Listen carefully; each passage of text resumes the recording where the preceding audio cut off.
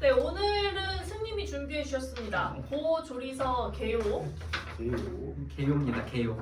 고조리서라고 하는 것들에 대해서 뭐 처음부터 끝까지 모든 조리서를 다 읽어볼 수가 없고, 그 다음에 특히 우리는 전통주를 하는 입장에서 어떤 변천사라든지 이런 것들을 파악하기에는 뭐 다 외울 수도 없거니와 좀 간략하게 특징적인 것만 파악을 해도 사실 양이 많아요. 일단은 맞죠. 우리가 어디 가서 어느 문헌에 나오는 술이냐, 특징을 좀 추려서 말을 할 수 있느냐를 조금 더 중점적으로 이야기하기 위해서 만든 자료입니다. 자, 넘겨보시면은 지금 1400년대부터 1900년대에 이르는 그 우리 옛 조리서들 리스트가 있습니다. 전부 다 술에 대한 조리서만 있는 건 아니고 음식만 있는 조리서도 있고, 그 다음에 또 1900년대는 이후에 굉장히 많은 조리서가 많이 나왔어요. 인쇄술이 발달하면서. 근데 그런 것들은 좀 제외를 하고 우리가 그 전통주 빚는 데 있어서 이 정도는 알면 좋지 않을까 하는 이제 책들만 좀 모아놨어요. 여기 보면 다 한글밖에 없어서 지금 좀 그렇긴 한데 사실은 한자를 좀 알아야 됩니다. 그래서 이 책 이름이 무슨 뜻인지를 알아야 돼요. 이 책 이름이. 그러니까 우리 같은 경우에 책 제목이, 드라마 같은 경우도 드라마 제목이 딱 봤을 때 호기심을 이끌고 드라마 제목의 뜻을 아니까 우리가 드라마를 보잖아요. 그 제목, 그 드라마를 접근을 하는 겁니다. 그렇죠. 근데 오주원 문장 전산고처럼 마법 주문 같은 이런 알 수 없는 단어들로 이루어진 그 의미를 모르는 어떤 책을 보면은 내가 이 책을 왜 봐야 되지? 이런 생각이 들 수밖에 없단 말이죠. 그래서 사실은 이제 책을 접했을 때 그 책에 사용되는 한자를 알면 이 책에 좀 더 접근하기가 좋다. 그래서 일단은 우리가 좀 설명하기 전에 요 리스트를 보고 그래도 우리가 알았으면 하는, 그러니까 알면 좋은 책을 몇 개 좀 얘기를 해볼게요. 일단 1400년대 우리가 산가요록을 가장 먼저 제일 오래된 조리서라고 하는데 아직까지도 요거는 조금 이견이 있어요. 그건 이제 제가 산가요록 설명해서 얘기를 할 텐데, 산가는 우리 제일 쉬운 한자 매산자의 집가자입니다. 그 산가라는 것은 그 선비들이 머무는 집을 간추려서 얘기를 한 거예요.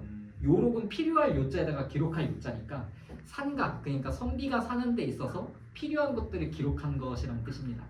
그래서 요록이라고 이제 보통 붙는 것들은 필요한 것을 기록한다라는 뜻으로 보시면 돼요.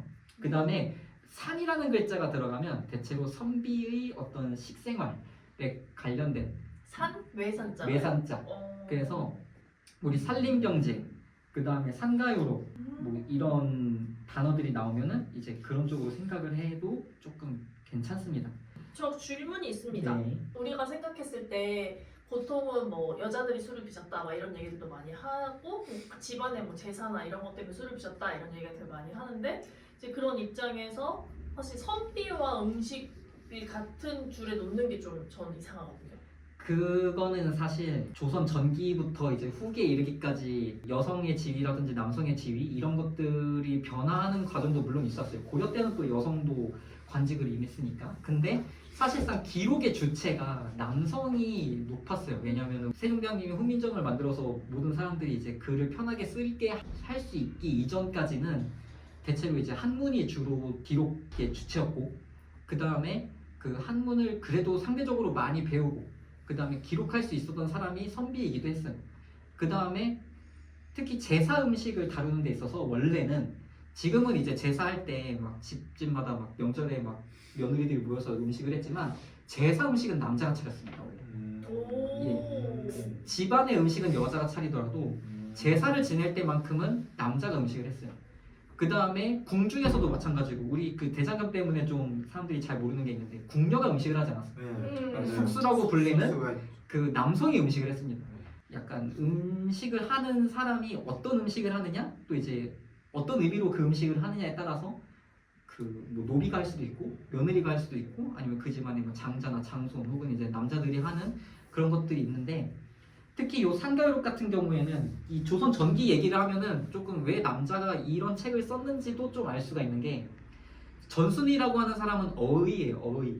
의사. 예, 의사예요. 기록을 할 때 남들보다 좀 시각이 조금 달라요. 그러니까 이거 레시피 좋으니까 적어야지 이게 아니고, 음식 할 때 아빠 숟갈 한 숟갈, 뭐 티스푼 하나 이렇게 얘기를 하지만 이분 같은 경우에는 그래서 아빠 숟갈이 얼마나 들어가는 건데 이 얘기부터 하는 사람이란 말이죠. 그러니까 쉽게 말해 의사지만 그때 당시로 따지면은 되게 이과적인 사람.